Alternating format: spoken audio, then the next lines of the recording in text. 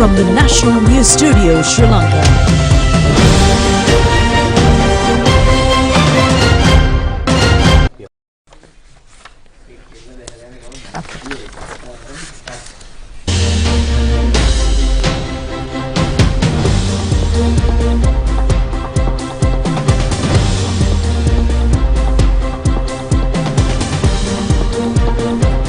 Good evening and welcome to the National News broadcast brought to you live from the National News Studios here at the Sri Lanka Rupavahini Corporation. Well, I am Dishan Veerakowan. And I am Natalia Veeravardhana. First, let's look at the headlines.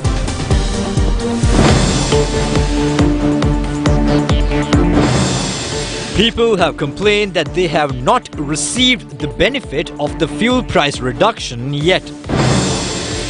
The Minister of Power and Energy requests the IGP to conduct an investigation on the subversive groups of the petroleum industry. Two views have been expressed regarding the pediatric ward at the Anuradhapura Teaching Hospital. Sundara Nuwareliya Salalihini Vasantaya 2023 begins tomorrow. The army to distribute instant food items. A Russian delegation is to visit North Korea.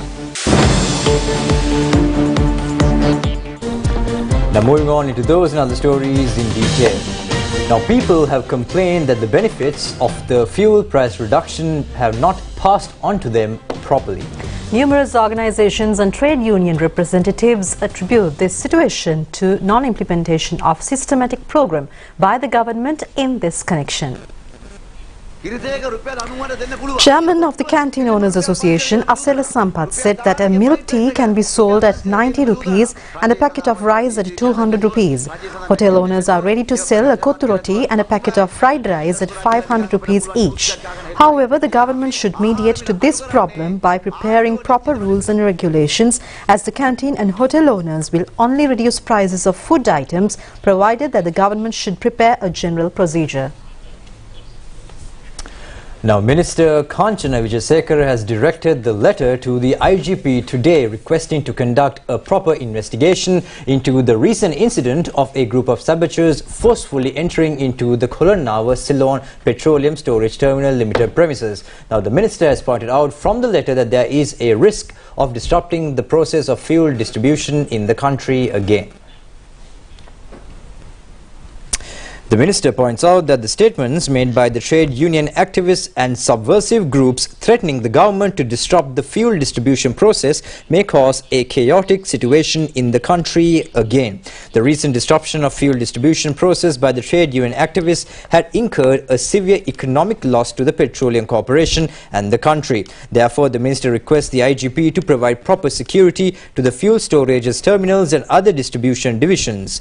The Minister also asked the IGP to take measures to prevent subversive groups from entering the fuel distribution hotspots and to obtain court orders in this connection. Now, President Ranil Wickremesinghe says that the government led by him is committed to build up a digitalized modern Sri Lanka. The President says that a ministerial committee will be appointed to accelerate the process of digitalization. The President made this remark at the launch of DigiCon 2030 held at the Temple Trees yesterday. This event has been organized by the Ministry of Technology. The DigiCon 2030 was implemented under a concept of the President. The objective of this program is to open pathway for 50 small, medium-scale and innovative entrepreneurs to access the global investment market.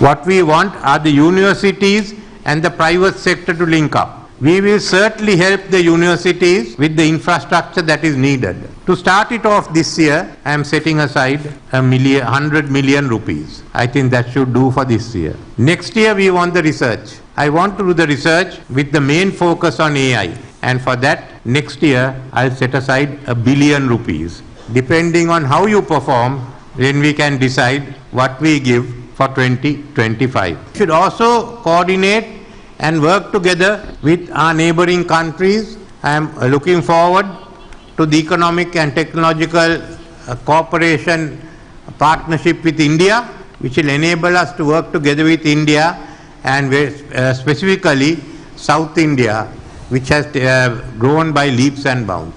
This government, of which the many members are here, which I head, with the Prime Minister and the Minister, this government as a whole is determined to modernize the country and to digitalize the country. And you can rest assured that we will do everything to ensure Sri Lanka comes out as one of the leading nations in the region as far as digitalization is concerned. Now, the Government Medical Officers Association says that the pediatric ward at the Anuradhapura Teaching Hospital is on the verge of closure. Now, this ward is used as a clinical unit of the medical faculty of the Anuradhapura Teaching Hospital. However, the Government Medical Officers Forum says that there is no shortage of doctors at the Anuradhapura Teaching Hospital. Secretary of the Government Medical Officers Association, Dr. Harita Arudge, said that the professorial unit of the pediatric ward of the Anuradhapura Teaching Hospital has been shut down following the migration of 4 pediatricians who previously served at the unit. He said the GMOA had continuously warned of this situation, which may potentially cripple the health services in the country. He revealed that at least 600 to 700 doctors, including specialists, have migrated over the last year. The Health Ministry receives at least 40 migration applications from doctors every month. Chairman of the Government Medical Officers Forum, Rukshan Bellanas, said that the professorial unit of the Anuradhapura Teaching Hospital is a unit belonging to the Rajarata University and it is not administered by the Department of Health. He accused that the university academic staff is playing politics at this moment. He said although the professorial unit was closed down, there are 3 more wards with specialist doctors in operation at the Anuradhapura Teaching Hospital.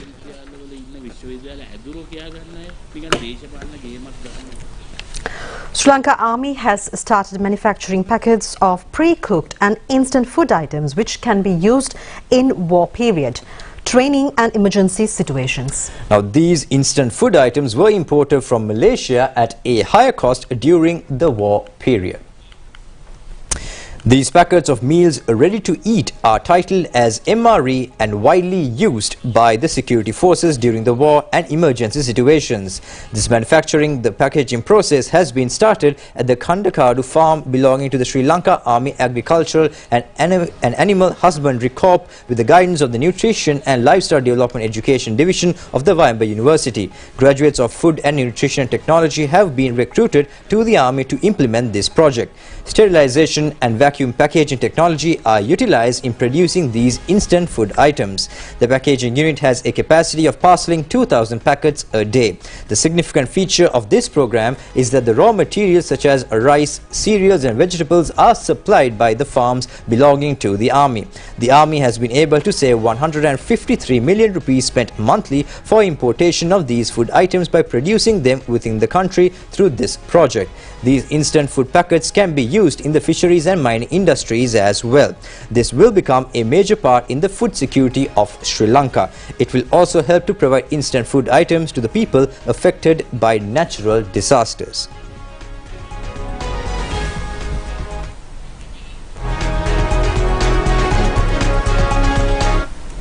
Senior Minister of Japan Shinsuke Mota says that the Japanese Parliament will also extend its support to Sri Lanka in line with the assistance extended by the IMF to the island. He made this comment at a ceremony held in Tokyo recently. This ceremony was jointly organized by the Sri Lankan Embassy and the Japanese Business Association. Senior Minister Shinsuke Mota graced this occasion as the chief guest. The minister is a senior member of the Japanese Foreign Aid Program. He also pledged to reactivate the disrupted infrastructural development programs in Sri Lanka, financially supported by the Japanese government. He stated that Japan-Sri Lanka relations are being strongly functioned since 1948. Sri Lankan Ambassador to Japan, Rodney Pereira, and many others were present at this ceremony.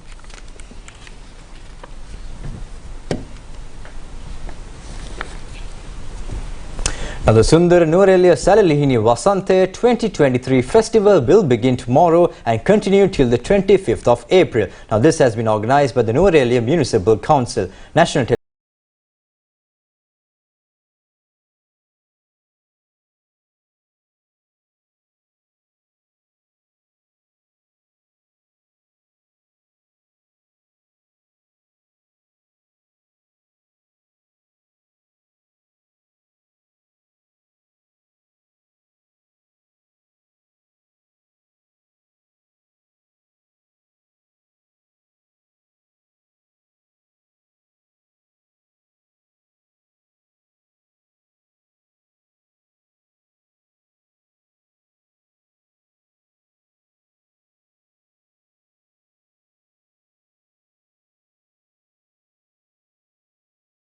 An observation visit to several tourist hotels at Koggala and the Ahangam areas in Galle. Now, the President focused his attention to the problems faced by the tourist hotel owners at present. The President started this visit without prior notice. The President listened to the hotel owners and obtained first-hand experience on the problems faced by them. The President also had a mutual discussion with several foreigners who had accommodation in these hotels. UMP parliamentarian Vajra Abeyewardena was also present at this occasion.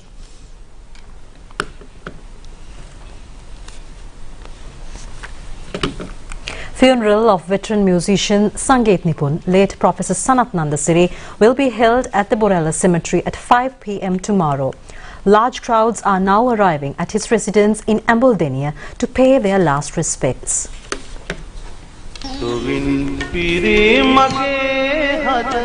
Remains are now lying at his residence at 10B Old Kottava Road, First Lane, Ambuldenia, Nugegoda.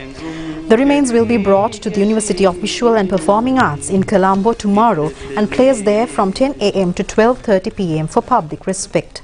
The remains will be placed at the Sri Lanka Broadcasting Corporation from 1 to 2:30 p.m. on the same day.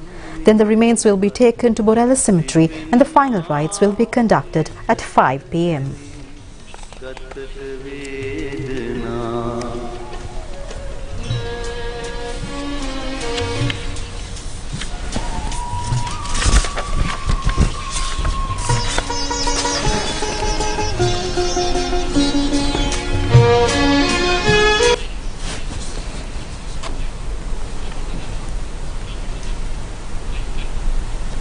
Now, funeral of former Speaker and a senior politician, late Joseph Michael Pereira, will be held on Sunday.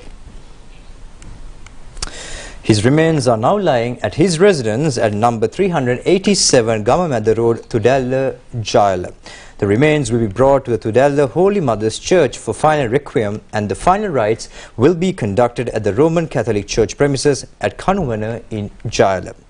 Many individuals attended to his residence today as well to pay their last respects to the late politician.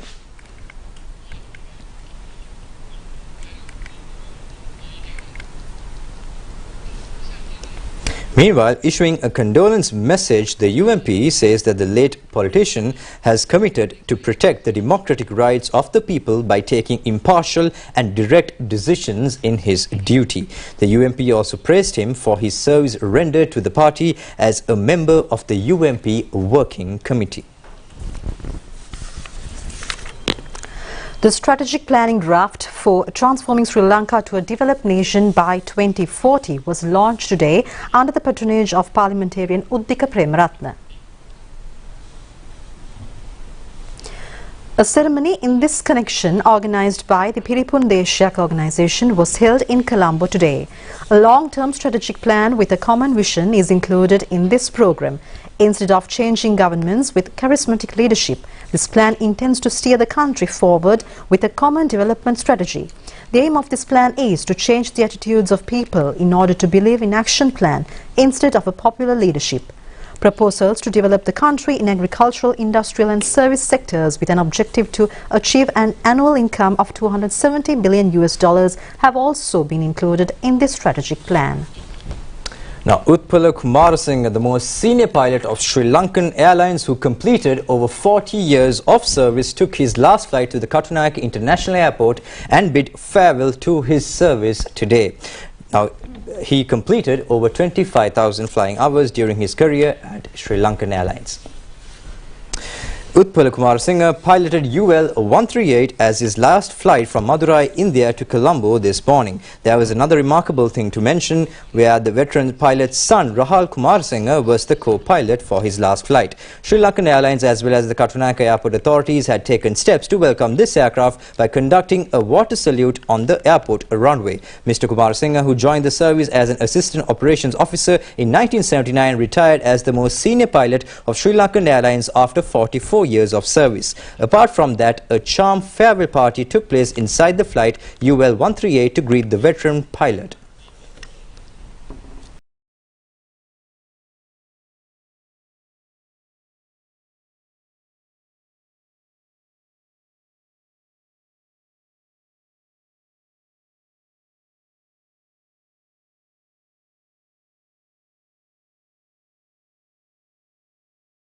captain, he never faced severe emergency situations.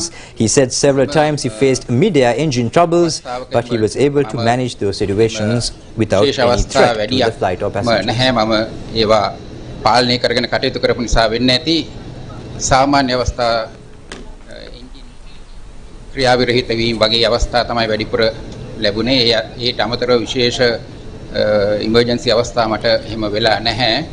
Yeah, I'm just really happy to be part of my father's last flight, after 43 years of flying. To be honest, at one point I never thought I'll get an opportunity to fly with him, because after being recruited into the company, the pandemic hit and we were sent home for 2 years and the training was halted. But I'm very happy to be on his last flight to Madurai, and I'm very proud of all that he has achieved as well over the past 43 years. And that's about it. So I'm very proud of my father, and I'm proud of what he has done for the company as well. Well, that's it for your local stories. Stay tuned for foreign news coming up on the other side.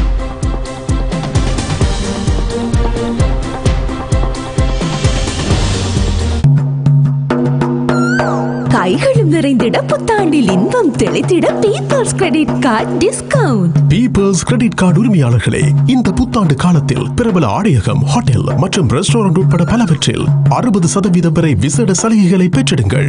நீங்கள் வாங்கும் பொருட்களுக்கான கொடுப்பனவுகளை வட்டியற்ற தவணை கொடுப்பனவுகளாக செலுத்திடுங்கள். மேலதிக விவரங்களுக்கு விரைந்திடுங்கள். www.peoplesbank.lk. நிபந்தனைகளுக்கு உட்பட்டது.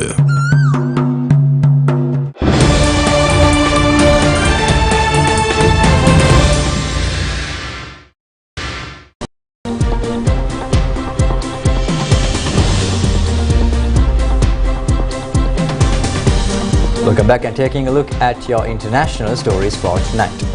US National Security spokesperson John Kirby has said that Russia is sending a delegation to North Korea to offer food in exchange for weapons. Pyongyang earlier denied the claims. Mr. Kirby said any arms deal between North Korea and Russia would violate UN Security Council resolutions. The US has previously accused North Korea of supplying arms to the Russian military in Ukraine and the Wagner Group of Russia mercenaries. Mr. Kirby told a news conference the US had new information about a deal. He said that the United States also understand that Russia is seeking to send a delegation in North Korea and that Russia is offering North Korea food in exchange for munitions. The security spokesperson said the US was monitoring the situation and the alleged deal closely.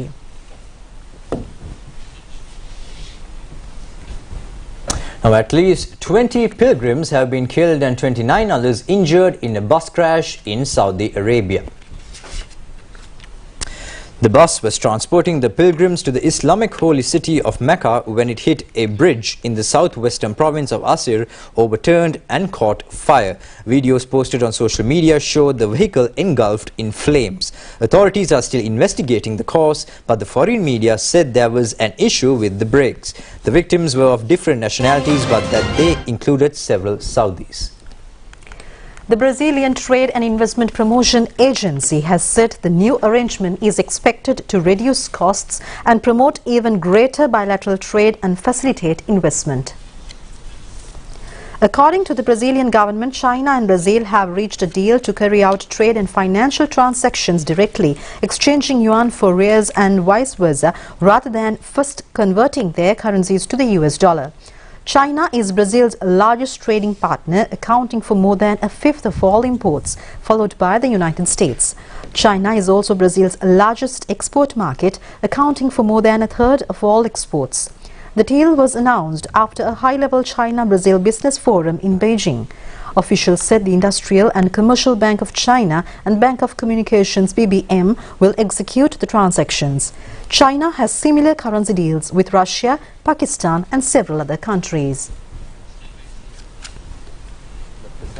Or less of more stories. 9 people have been killed after 2 US Army helicopters crashed in Kentucky.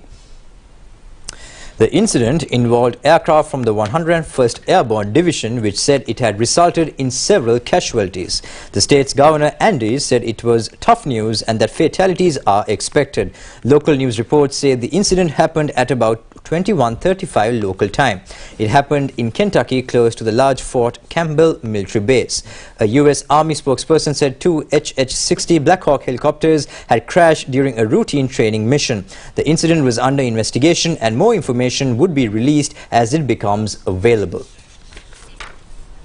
Meanwhile, snow corridor with 6-meter high walls created in Hakoda, northern Japan.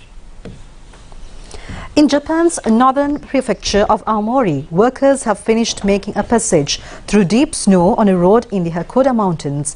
The middle section of the route linking Aomori and Towada City, known as the Hakoda-Towada Gold Line, is closed every year from November due to heavy snow. The task of removing snow from an 8-kilometer section of the road was completed yesterday. The passage, flanked by snow walls up to 6.5 meters high, will reopen to traffic on Saturday morning. Workers who had been clearing the snow from both ends of the section met at the halfway point. A team leader said the thawing progressed at an unprecedented speed this year and it was a tough job to make the walls look beautiful. He said he wants people to visit earlier than usual to enjoy the passage through the snow.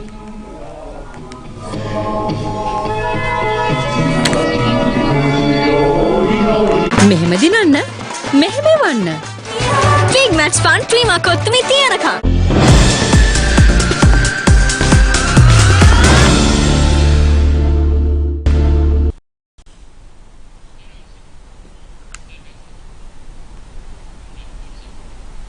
Welcome back, and now in your sports stories for tonight, Sri Lanka lost the opportunity of directly qualifying for the ICC ODI World Cup 2023. Now, accordingly, the Sri Lanka team will have to play for the qualifying round prior to the ICC World Cup cricket tournament.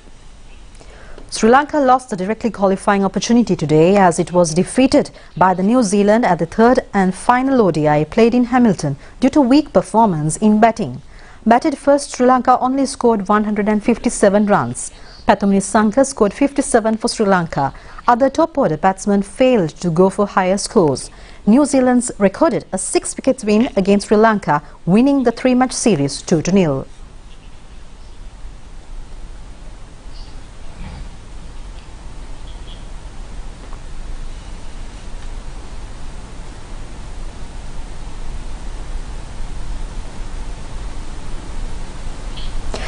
Dinesh Priyanka Herath won a gold medal at the javelin throw event in the Paralympic athletic tournament held in Australia. Dinesh Priyanka recorded a 63.18 meters performance at this event and it was his best achievement after his injury.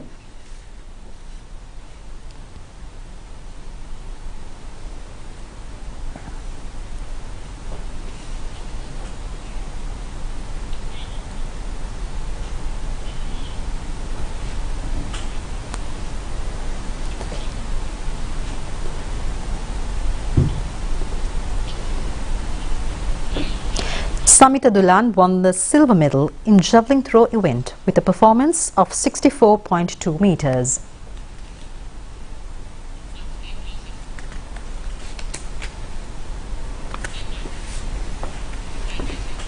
මෙහෙම දිනන්න මෙහෙම වන්න Big Max Fun ට්‍රීම කොත්තුමි තියනකම් කොත්තුමි තිය Well, that's a wrap of tonight's primetime news bulletin here at the Sri Lanka Rupavahini Corporation. And until we meet again next time, do take care.